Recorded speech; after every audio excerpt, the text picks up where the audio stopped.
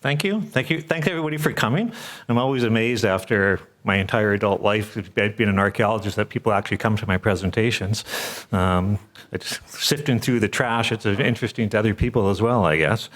I'm just going to give a very quick introduction to the book and just through a series of 6 or 7 slides. This is the cover, what the book's titled, Once Upon This Land, Archaeology in British Columbia and the Stories It Tells. In the background is a picture of a well-known archaeological site in Haida Gwaii. It's the only archaeological site in British Columbia that has World Heritage status. But the important thing I also want to mention about having World Heritage status, it doesn't necessarily mean it's the most important site. It just means that people are behind getting it nominated. In order to get it accepted as a World Heritage site, it has to go to the United Nations or UNESCO, and it has to be nominated by a government. And there's many other sites in British Columbia that are probably, as equally important, or if not more important, but there's not that will to take it through that nomination process. So overall, there's now in excess of about 65,000 recorded archaeological sites in the province. Many are highly significant. Many of those are thousands are not very important at all. But this is certainly one of them. It's important for many reasons, including its location in Haida Gwaii. And what you'll see if you listen to my presentation or you read the book is that British Columbia is like a gateway to the occupation of the Americas. We can trace with relative certainty that almost everybody Indigenous in the Americas, North, South, and Central America, ultimately has their ancestry lies in the very early populations of British Columbia. And that extends close to 15,000 years, and some of those earliest sites are in Haida Gwaii and neighboring coastal areas. The site of here in the picture is several thousand years old, probably a relatively continuously occupied village site, occupying probably about 300 people. Lots of totem poles. It's governed by the Haida Nation, or the managed, and it's a big tourist attraction now. One of the things I wanted to do with this book was, give a fairly broad overview of the entire province. And this is a site in northeast BC, where we have far less archaeological research is undertaken. And this is a cave site.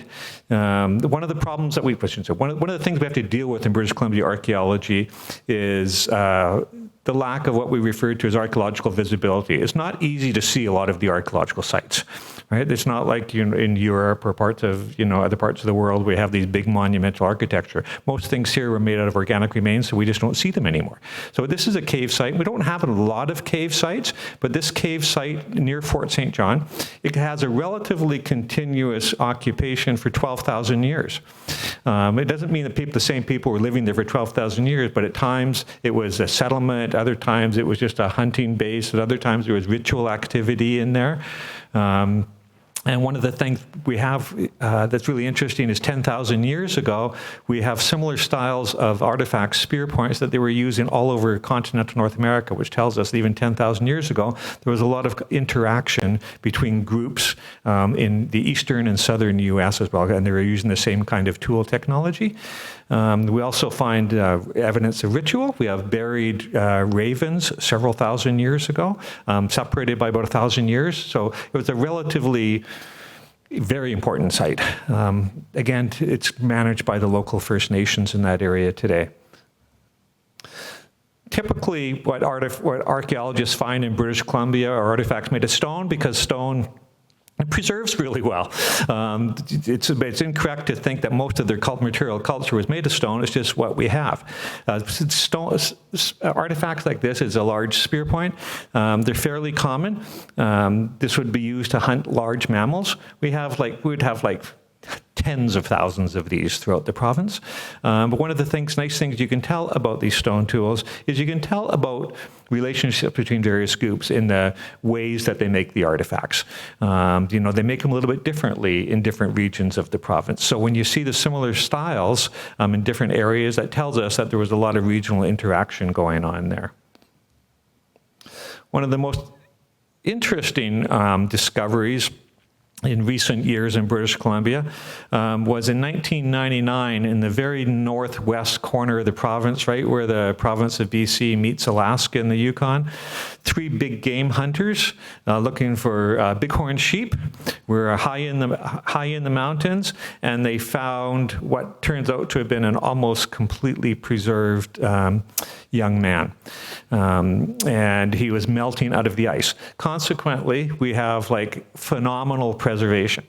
So it's interesting in itself that we have this excellent preservation. Archaeologists get excited because we don't have to rely on stone anymore. We have all his clothing, we have what he was eating, we have his tools, all organic, right? So which is very unusual. But one of the really, in my view, great things about this discovery back in 1999 is the collaboration or the coordination between archaeologists and First Nations. So one of the first things that happened when these hunters, they reported it to the local authorities, who then contacted the archaeology branch in British Columbia, and because it was just within the border of British Columbia. And then the archaeology branch got a number of archaeologists together with representatives of First Nations from that part of the province, as well as neighboring Alaska and the Yukon.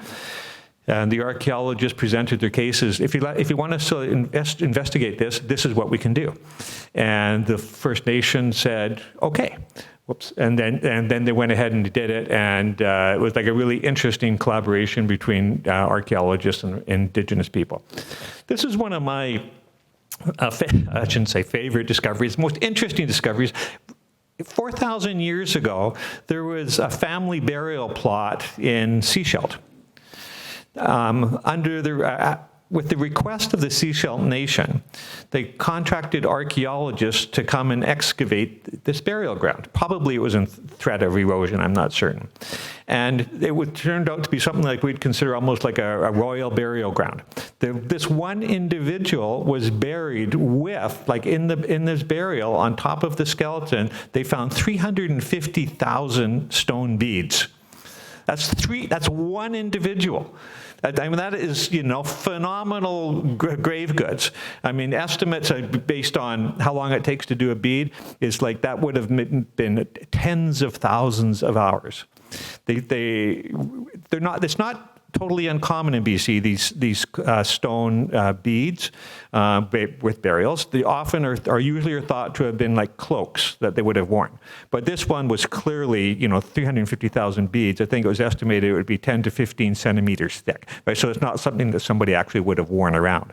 But it was probably threaded together, and all the twine has since decomposed.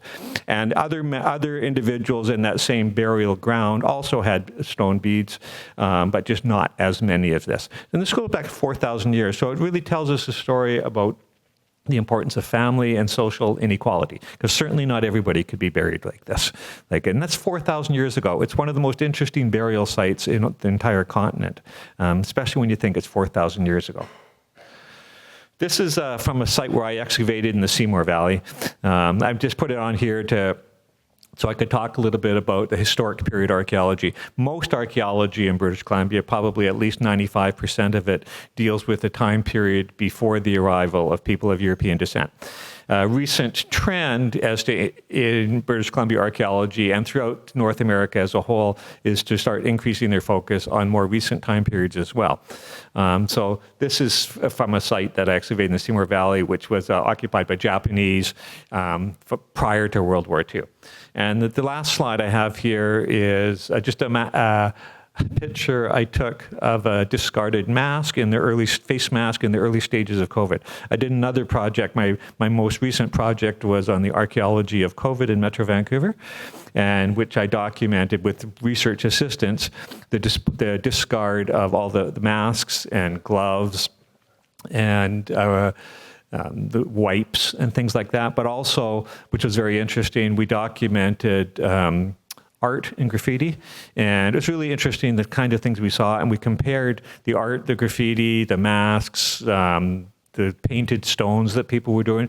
We compared primarily from 3 different areas: the downtown east side compared to West Vancouver and North Vancouver, and we looked at the differences in the discard of masks and things like that, as well as murals and graffiti.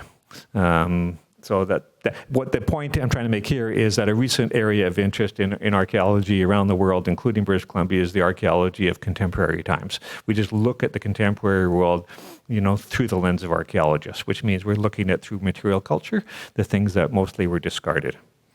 Okay. And with that, I will sit down and have a conversation about the book with Eldon.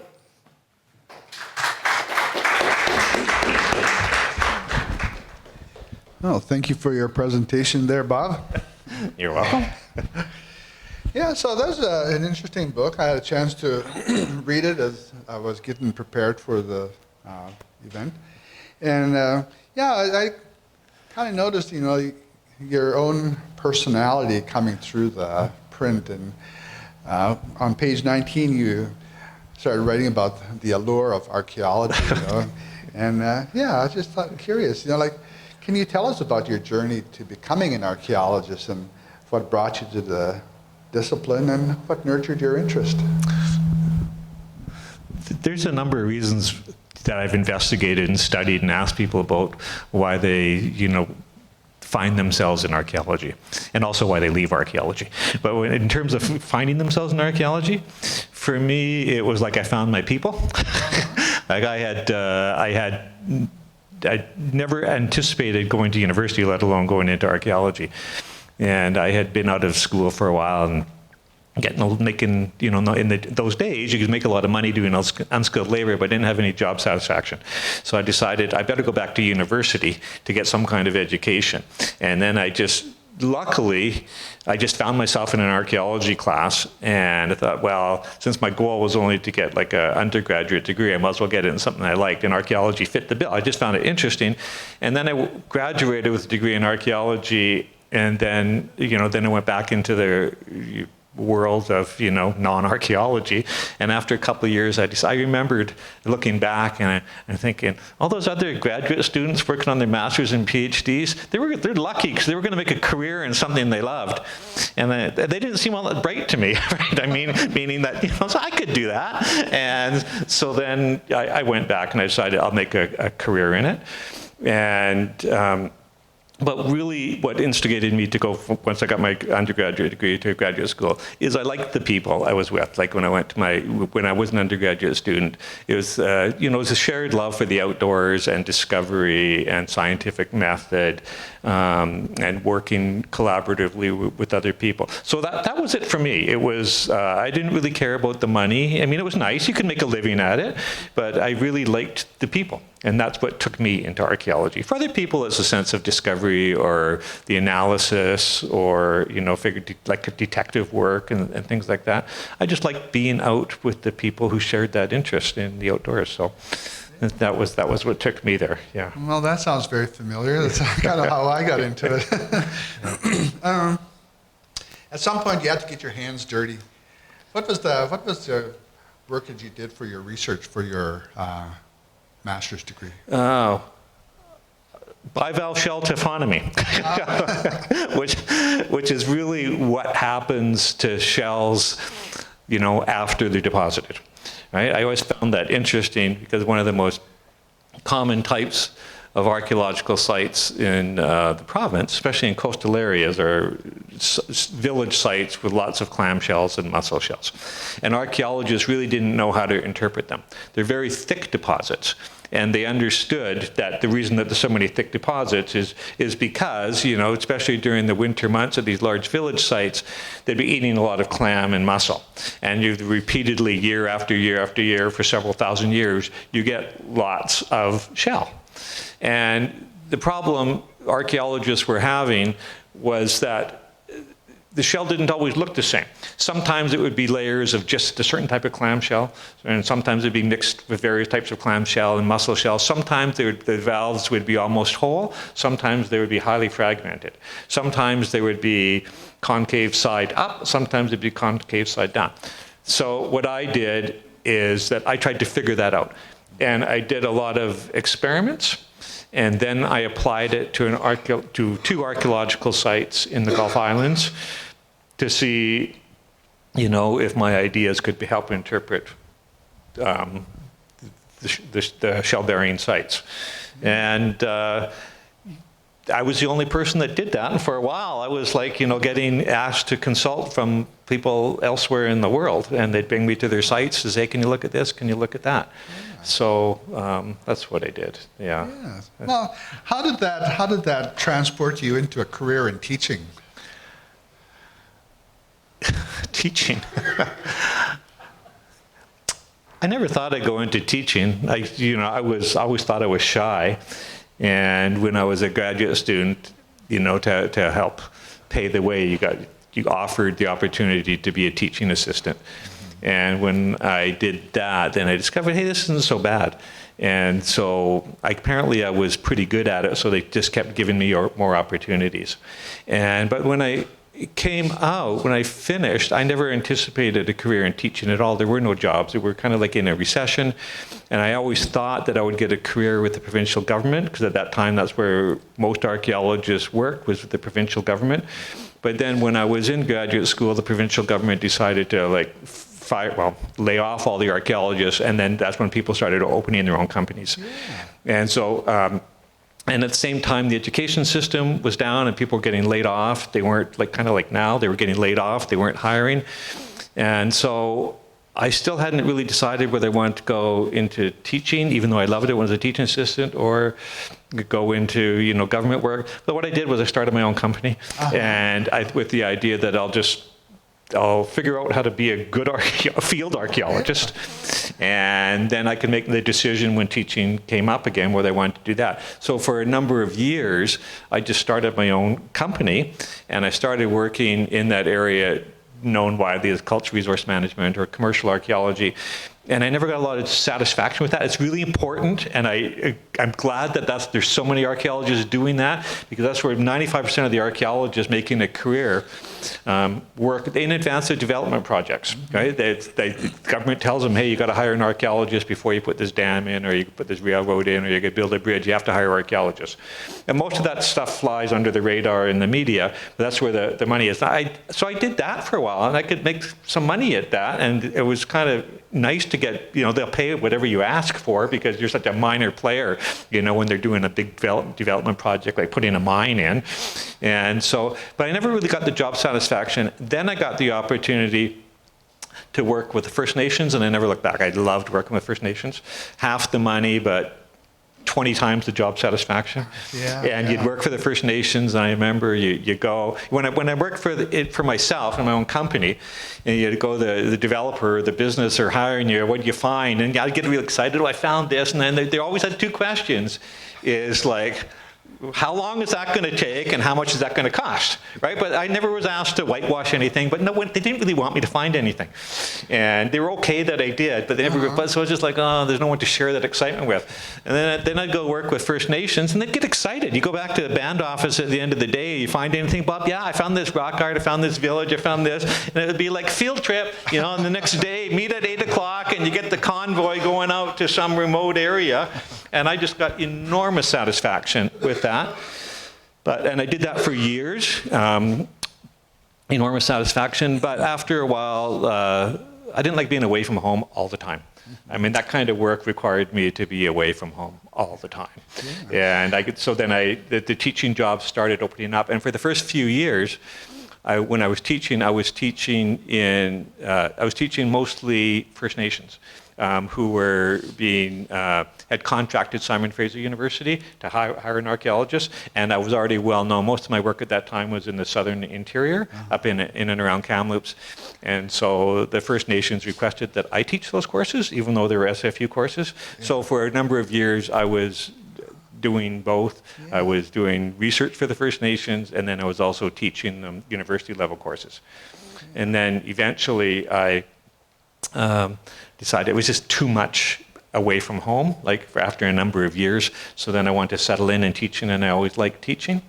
And then eventually, I was able to make it work. 20 years ago, again, I did miss teaching. I missed the field work. I did miss the field work. And so then I started doing local archaeology field schools. So I had the best of all worlds where I could teach, and then do my field work during the summers. So and still be outdoors all the time. I'd still be outdoors.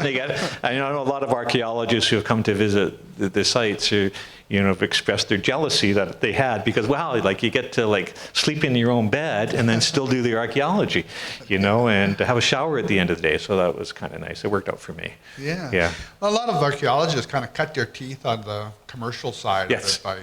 I know I did. Yeah. I spent many years Yeah. being a consultant, Yeah. working for different companies. Yeah. Yeah. But when you start teaching, you enter a different milieu. You're transferring knowledge, So I kind of want to ask a few questions Sure. about that. As you say, you're 95% of the sites that we find here are Indigenous sites. Yes.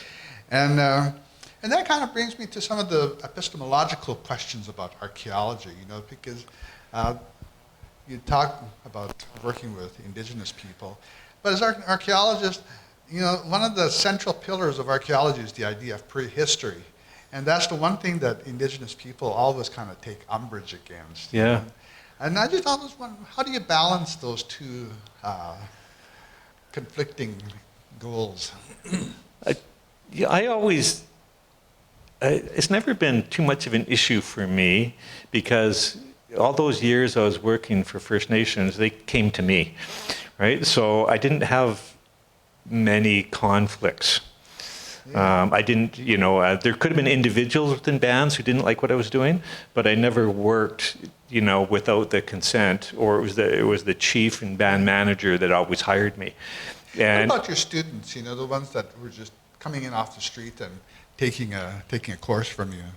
How did you balance that? Like, you're telling them the prehistoric era, and at the same time, you don't want to tell them it's a prehistoric era.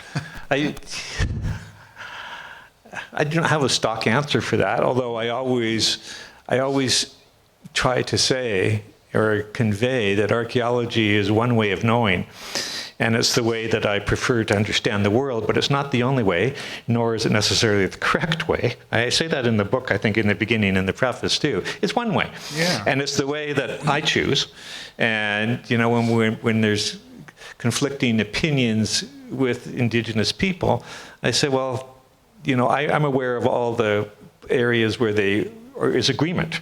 The agreement in the broad overviews. You might have little details, and whether something happened 15,000 years ago or 10,000 years ago doesn't really make that much of a difference. Yeah. So I never see it as a real conflict. Yeah, because the fellow Daniel Wilson, who invented the idea of Yes. prehistory, he was a Scottish fellow, and in Scotland that idea made sense because there was an era before writing. But then he emigrated to Canada and had a long career here in Canada. And in 1883, he was president of the Royal Society of Canada. And in his inaugural speech there, he has this quote that all time before the memorable AD 1492 is prehistoric. So at that point, he said, the people you're going to meet are people without history. Yeah. And that's been a struggle for Indigenous people to overcome that idea. Why do you think it's still so durable, even today? We still have this I don't idea know. of I try to fight it in my writings and my talking. I try to avoid prehistory.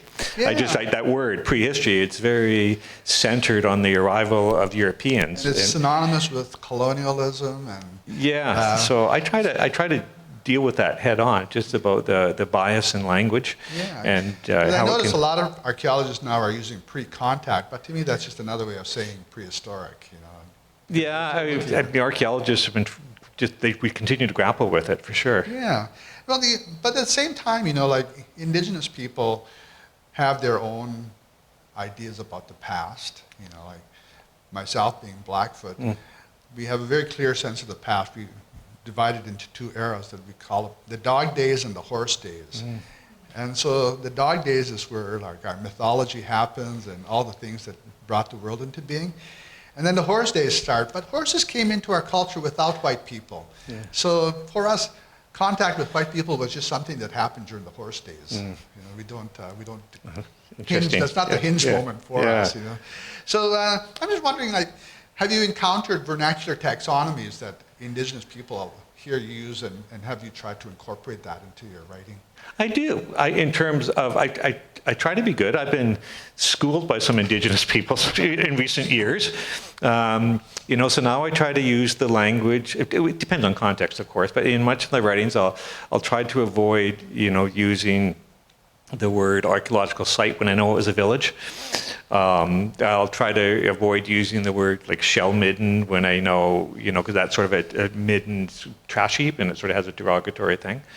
I'm very accepting of switching out the word artifact for belongings.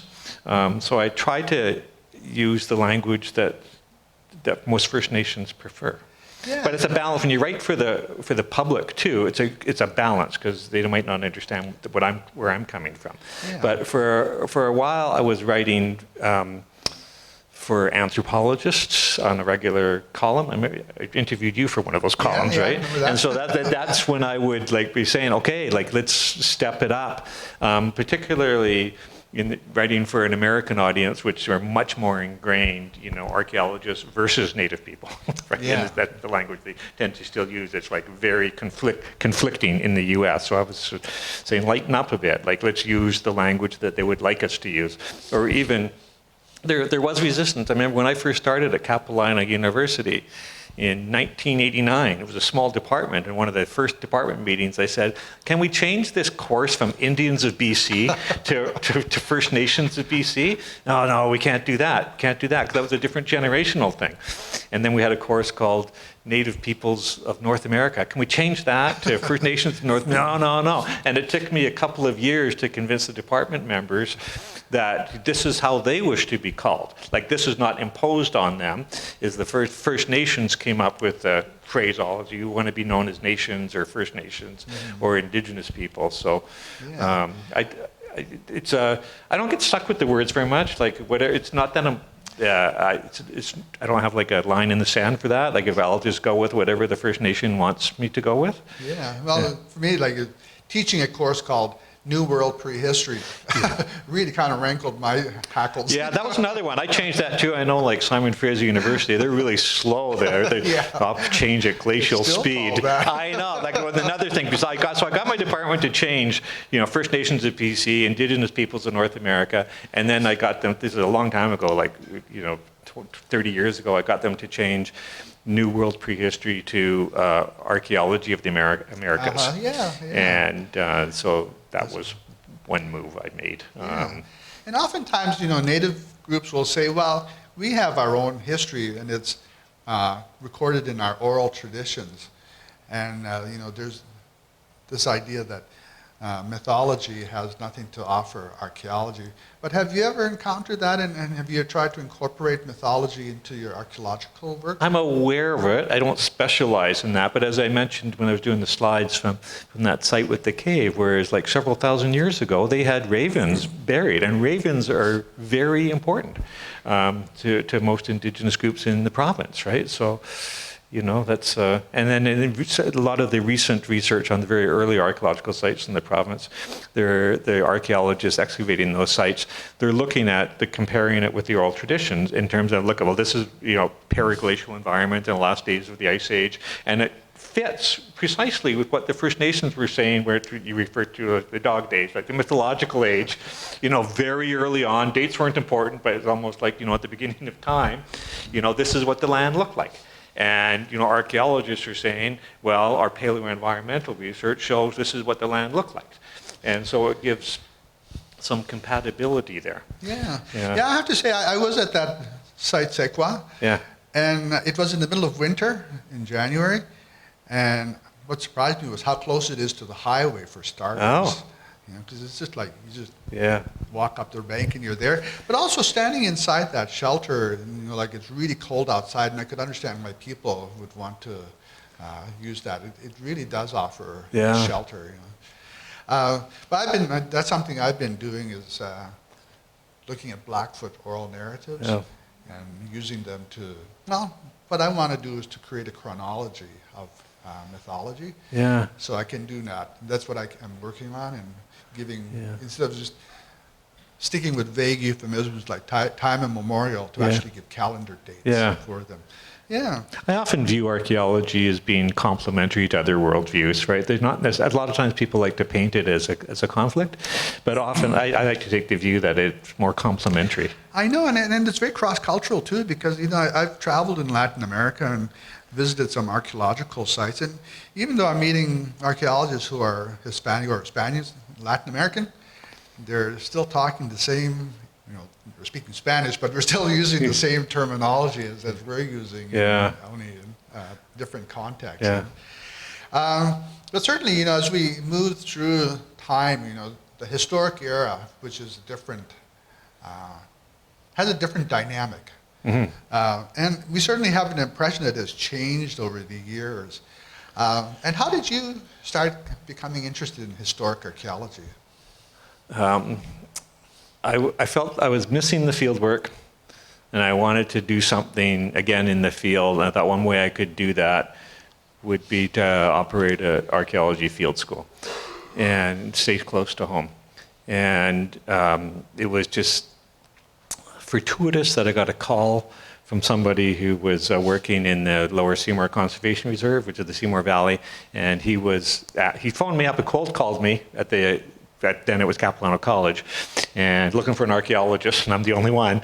And he wanted to know if I had any students or I myself want to come out and supervise kids programs, digging up stuff. And I said, whoa, it's like, what you're doing sounds really interesting, but it's probably illegal and certainly unethical. We got together and but I said, I can come up 5 minutes away from where I was working, just down a dirt road. And within an hour, I developed this a historic archaeology field school. Historic, it's recent. And I had no idea what I was getting into. This was my first entry into historic period archaeology. When I started off archaeology, the older the better. That was my view, as a lot of archaeologists have. The older it is, the better. And historic archaeology was something I really wasn't familiar with. And, that's more recent time period, so I had to bring myself up to speed. So the first year I didn't even know the different methods of historic archaeology, and I was a little bit afraid of what I was doing because everything I'd done was with indigenous populations before. And now I'm going to be excavating stuff from the 1900s. But the first year, the first summer, I would just surface collections only. We didn't do any excavations because I didn't really know what I was doing. But then I got bored with it. It was, this is too easy. Right? And so then I wanted something else. And then I started looking for, nobody around here is doing logging camps. The only other archaeologists who are doing logging camps are in Michigan, right? And so I thought, I wanted to find a specialty that I could make real scholarly contributions to, as well as train students in field methods. I want to do some research for my own benefit. And so then I started doing logging camps. And then, fortuitously, every logging camp I came across had Japanese artifacts in them. And then the whole thing just switched again, so I became, specialist in early Japanese archaeological sites in the province, which has turned out to be the thing that I'll probably be most famous for. I just I've been interested. It's just phenomenal how much media attention that's got around the world. Yeah. And it was interesting. And I like to use that as an example of how archaeology still contributes significantly, in modern times, because these sites that I found in the Seymour Valley with Japanese presence, nobody knew about. Not even the Japanese. I've been to the Japanese Cultural Center numerous times to give talks. I've had them out to the site to give them tours. And they're just wow, we had no idea that, people lived here. And what was happening in those sites where I was excavating was, it probably started off as a Japanese logging camp, but then when the logging was done, they said, this is nice, let's just stay. And they stayed. Yeah. And I refer to it something I overemphasize things, but it's just it's my own little Pompeii. Because what happened, it's not quite on the same scale, but what evidently happened, I've been able to piece together at that one site where I've done most of my research, is that They lived there relatively in secret. A small village. We've excavated at least 14 houses that were, all subsurface. We don't actually have the structures, but we could tell their houses by the clusters of household artifacts. You can say a house here, a house here, a house here, and they were probably living there for about 20 years in secret in the forest. Yeah. And then I think when they came to be interred for World War II, I think they just walked away. Close the door behind them, and it's a really phenomenal site because they didn't take all their stuff with them. They were taking, depending on what source you read, they're allowed to take 50 pounds or one suitcase or whatever you could carry. Mm-hmm. So it's like a Pompeii in the sense that we have all these really good artifacts, like dishes, like so many high quality dishes that are unbroken, and lanterns and tools. So it's really remarkable because most of what we find in archaeology is the stuff that was deliberately recognized as trash. Yeah. So I think in 1942, this one site I'm referring to, is it's going to be interred now, because the Japanese tend to be very obedient, right? So I don't know how they got the notice, but probably from their work, report to Hastings Park on this date and time. And so they did. Mm-hmm. And they just carried what they could and left behind. So I think that, I know I'm going off on a big tangent here, but what it really does, it really contributes to local history. Yeah. That the histories have been written about the Seymour Valley, but that's not in it. And now it tends to be really quite important. But it's also kind of a poignant story. These people who just picked up and walked off, and it's like a liminal space. It's neither here nor there. Yeah. It's been abandoned, but you could still see its usage. They probably thought they were coming back. They hid some of the really, what you'd term expensive artifacts. We found many different cook stoves usually with the cabin, but they were really cheap ones. We found one really expensive one, and looking in the 1917 Woodward's catalog, most of the wood stoves that they were using you could buy for $3.95. There was one that we found hidden on the periphery of the site, buried underneath or behind a first growth tree. And it was like $31. Oh. And so I think what happened, and it was on the periphery of the site. Yeah. And it was intact. It had fallen apart, but the whole thing was there. So it didn't roll down the mountainside. And so I think they said, well, they know someone's going to come, or it's likely the site will get looted. So let's get the good stuff and hide it. Yeah. And so I think that I don't want to get into too much in the history, but a lot of the Japanese, when they were interred, they thought they were coming back. But then the government wouldn't let them come back for years after the war ended. Mm-hmm. And so that a lot of them just kept going all the way to Ontario, and so they just never came back. Yeah, I know. Where I grew up in southern Alberta, Lethbridge, there's a large, the Nikoyuko Friendship Garden, which a lot of the Japanese who were interred in southern Alberta never left. They stayed there and got farms. Yeah, I think before World War II, about 99% of the Japanese were in BC. Yeah. And then they just never. Yeah, and also, for myself, when I first encountered historical archaeology, I kind of thought, well, what's the point there? What can you find from a mustard jar or something like that? But then it kind of came back to me because I ended up working at a site which was where my grandfather homesteaded. And it was actually kind of a way to get to know him, in a way that I didn't know, because I never knew him. He died way before I was born, So for a brief while, I kind of got to experience what his life was like. A crazy artifact I found was a little toy horse that was broken into several pieces, and then it turned out it was my brother's horse that he lost when he was about 4 years old. 70 years later, I found it for him. Wow.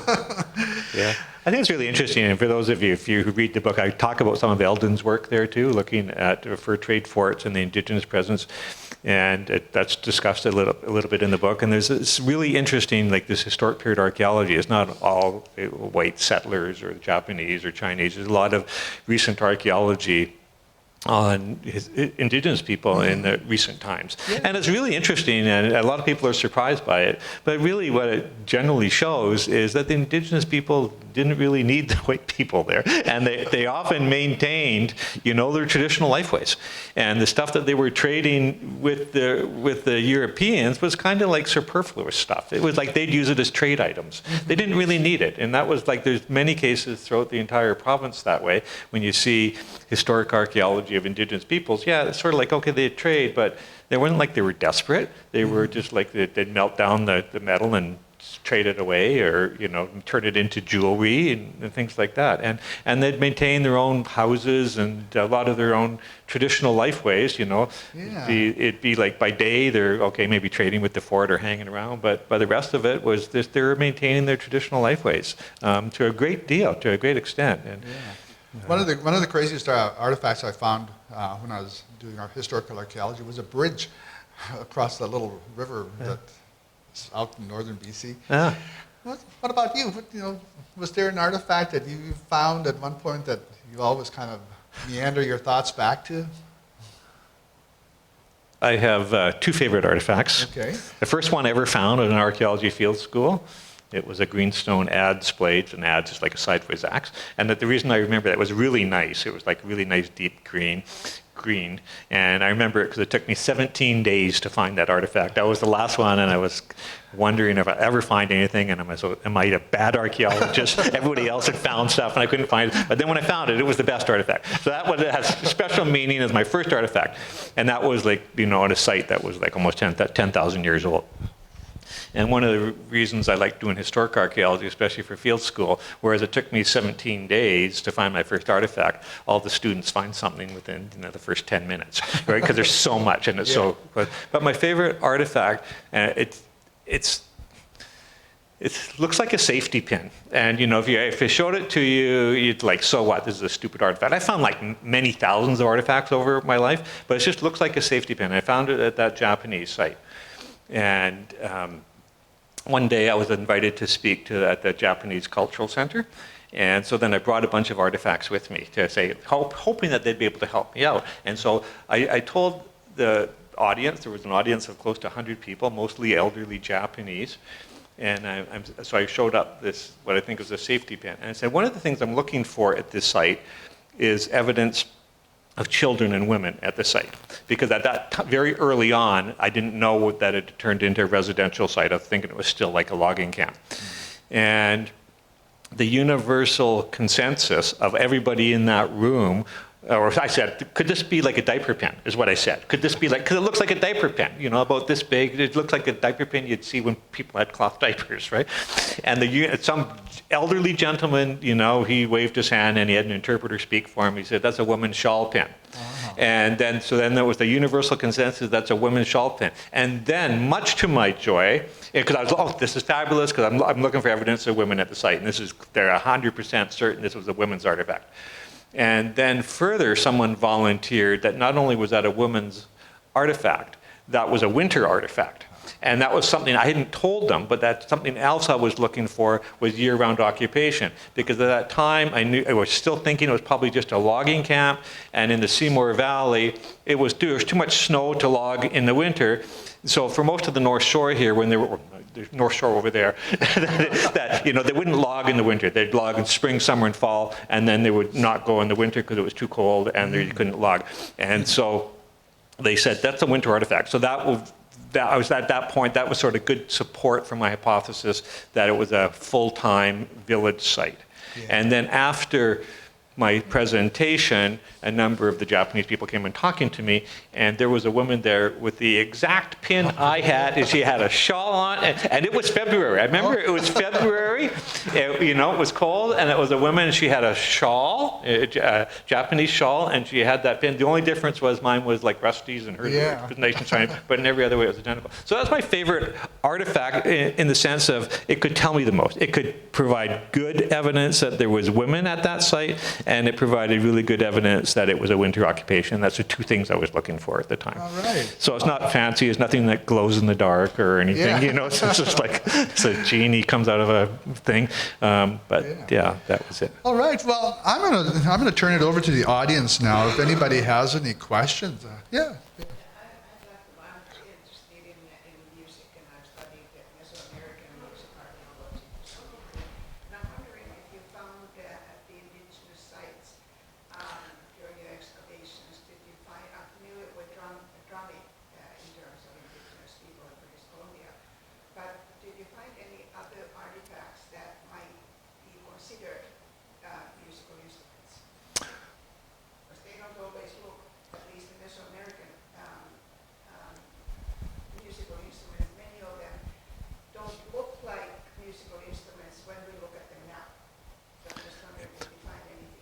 The question is, have I ever found anything at Indigenous sites that could be construed as a musical instrument?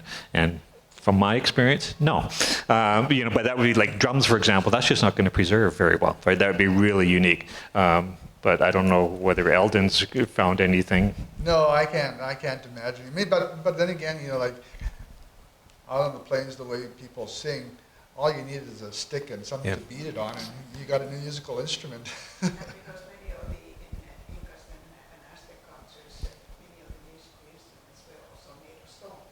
So I'm wondering, since you mentioned one of the slides was a stone tool, that you find anything that could be considered a musical instrument. Well, in terms of, I don't know about archaeology, but in terms of ethnography, making rattles with a hollow with stones inside them, just to give it that. So they use the rattles as musical instruments? Like when you're singing. I've never found any rattles.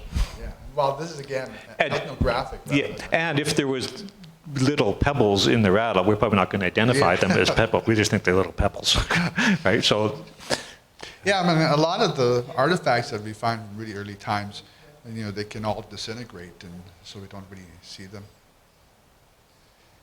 Yes? Yeah, I was just listening at the beginning of your presentation that you were making some sort of comment that your students wanted to change some of your name classes, or you wanted to change some of the rename some of your name classes.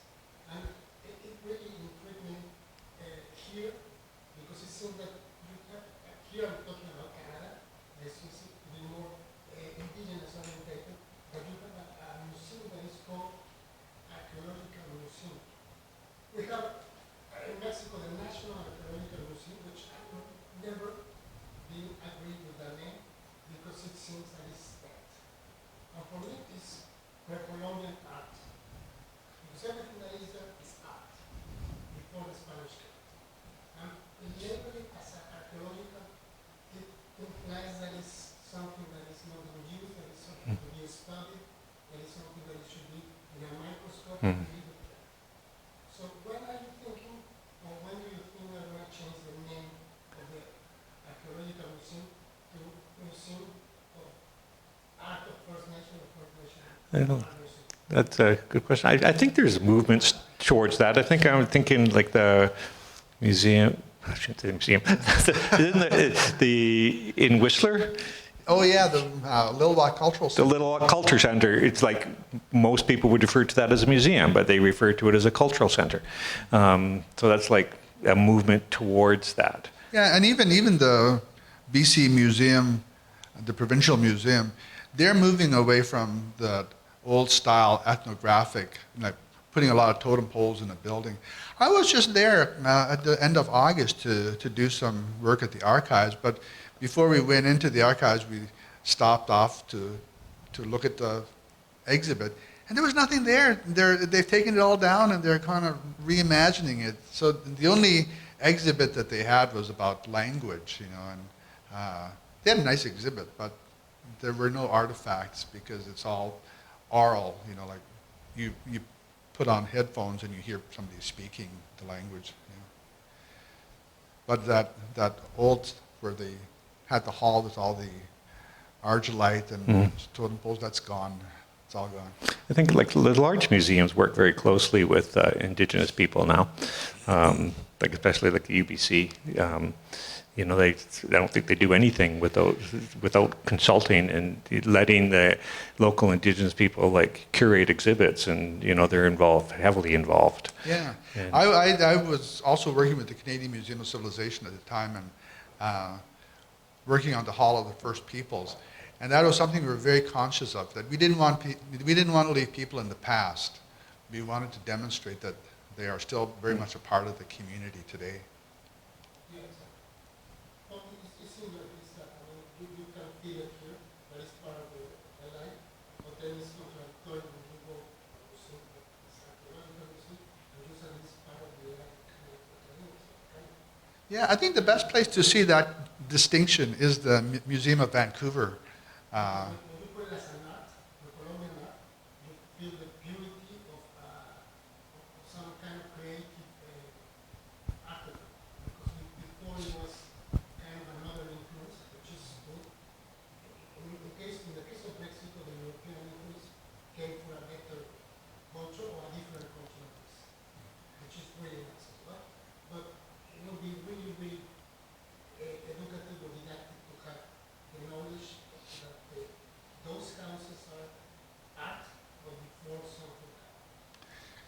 Yeah, and I would say too that the virtual museum is going where you're talking about. The virtual museum, which only exists online, but it's a lot more versatile because they can do things such as animation, whereas you go to a traditional museum, it's very static. You stand in front of the object and you look at it.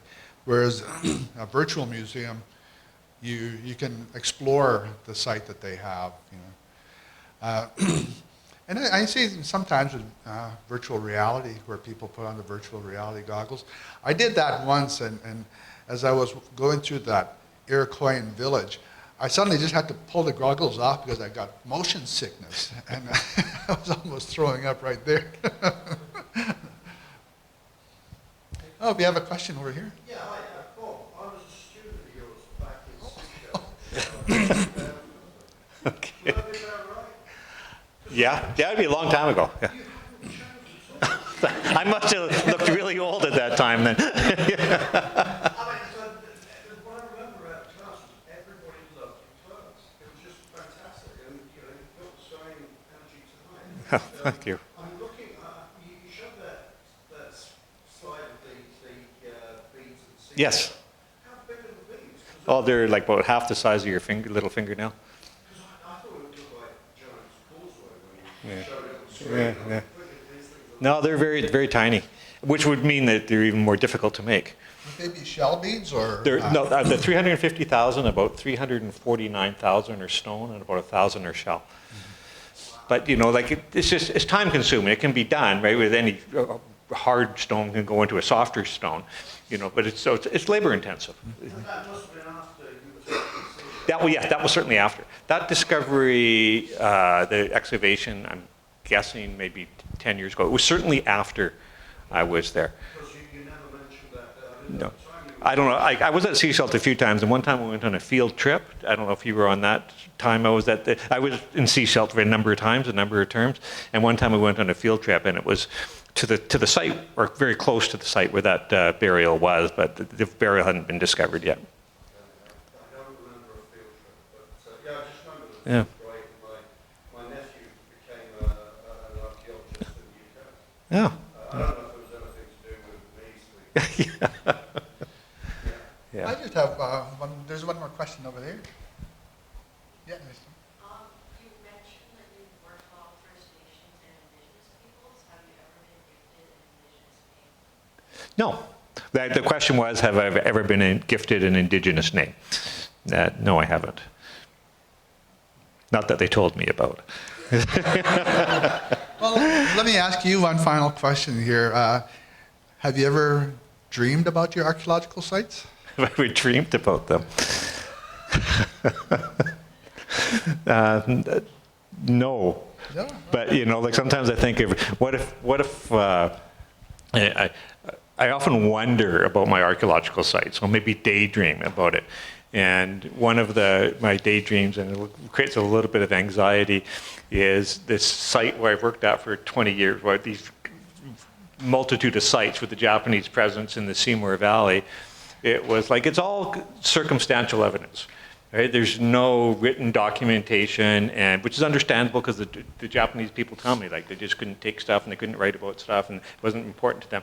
And one of the things that we found at that site was we found the evidence of a Japanese bathhouse. And it's the only one excavated outside of Japan, I think. And so we found the evidence of a Japanese bathhouse. And then again, it was all subsurface, but we could figure out where the fire was and where the tub was. And we found pieces of the tub and everything. We could figure out where the walls of the bathhouse were, and within the walls of the bathhouse, we found pieces of a camera. Oh. And so I keep wondering, someday, some archive, there might be a picture of this site. Okay. And what if I've got it totally wrong? I don't think that's it's sort of then all my hypotheses and all my support is just it'll just be thrown out the window. But being a good archaeologist, I've got to be able to accept that. All right. But I just got an interesting story about, I just think about, have I ever been gifted a name, and not that I know about, but I did get along really well with most of the First Nations that I worked with, in the past. And I used to, when I worked for a First Nation, I would almost always ask if they could hire band members to work with me. right? And that was good. And they always did, right? Because I could train the band members, and then I would get insight into the band from the things. That was a good thing. But there was one band member that I worked on with multiple projects, and he was a former chief of the band, and I worked a number of times with him. And at that time, there wasn't a lot of work for archaeologists, and I was just like working all the time. I was turning jobs down left and right. And I said to him one time, we're walking, looking for sites in the sagebrush, and I said, Jerry, because we were friends at that time, I said, I don't get it. There's so many highly qualified archaeologists who are probably way better than me, but they're unemployed. They can't get a job. And I said, I'm turning jobs down left and right, just with the First Nations. And I said, I don't understand it. And he just said, Bob, he was laughing at me. He says, you don't understand. He said, we trust you. And he said, you've gone down the Indian grapevine, is what he called it. And he said, like people everybody, all the nations in the southern interior knew about me and that I could be trusted. And so I worked for years for them. And he said, we're tired of all these archaeologists coming up from the city and pretending they're listening to us, but they're not. And he said, you listen to us. And so that's why you never, ever have to work. And so I take some pride in that, right? That he said, like I wasn't aware of it, but I was like #1 archaeologist on the Indian grapevine, he called it. He could call it Indian grapevine. I'd say First Nations, but he said Indian grapevine. But yeah. All right. Anyways. Okay. I wanted to say, you mentioned you're going to Teotihuacan. Make sure that you know about the murals at Teotihuacan, of course. Make sure that you take your time. You're looking at, take comfortable walking shoes, because the Eldon Web is a very long Okay. road walk. All right. Well, thanks for Vancouver Public Library for hosting us, and Eldon for moderating. And there's a contingent from UBC Press and Perch Book up there who put it all together for me. And I've written lots of books now, and for this one, I left it in the hands of the editor, and I took all their advice, and which was unusual for me, but they did well, and I'm glad I did. So I'm very happy with UBC Press and Perch Books. Well, it was very nice talking to you. And Likewise, having Eldon. a chance to catch up.